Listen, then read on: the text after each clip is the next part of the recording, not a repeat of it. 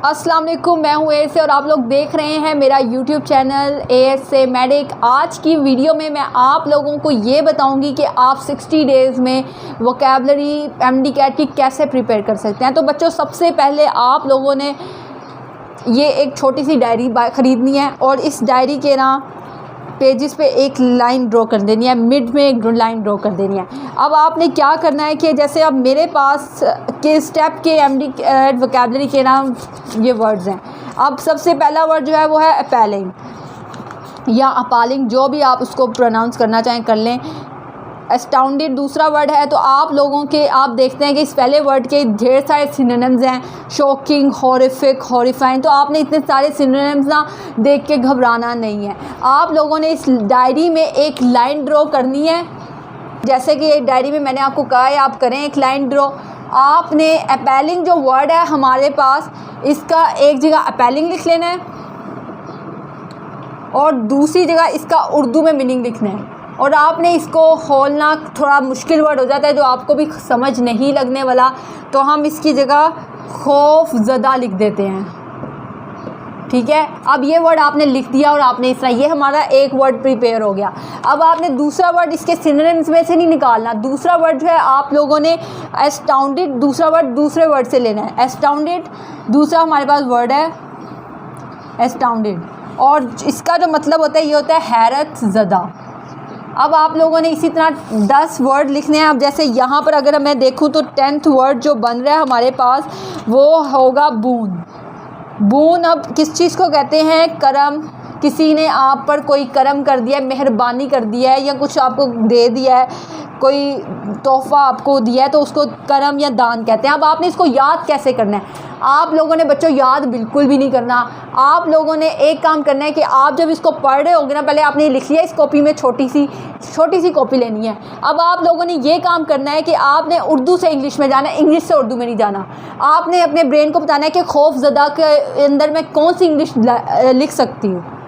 ठीक है, खौफज़दा एक वर्ड है, तो आपने देखा है टेरिफिक का वर्ड तो आप लोगों ने सुना होगा, लेकिन एक नया ऐसा वर्ड आपने बताना है जो कि ए से शुरू होता हो।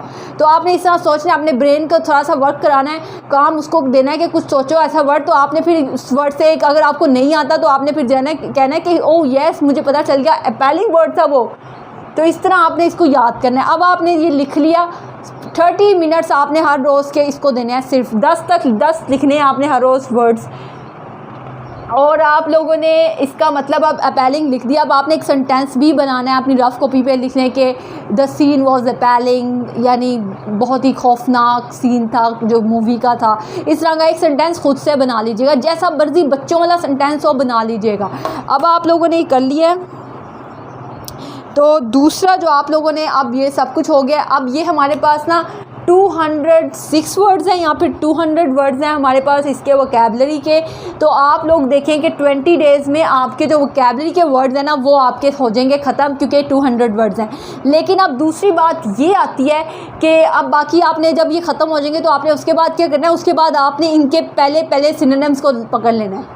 जो इसका फर्स्ट सिनोनिम होगा उसको आपने फिर उस यहाँ पे खौफज़दा की जगह इसका फर्स्ट सिनोनिम लिख देना है। जैसे अपैलिंग की जगह आप लोग लिख देंगे, हमारे पास क्या इसका सिनोनिम था? अपैलिंग की जगह मैं आपको लिख दूंगी शॉकिंग।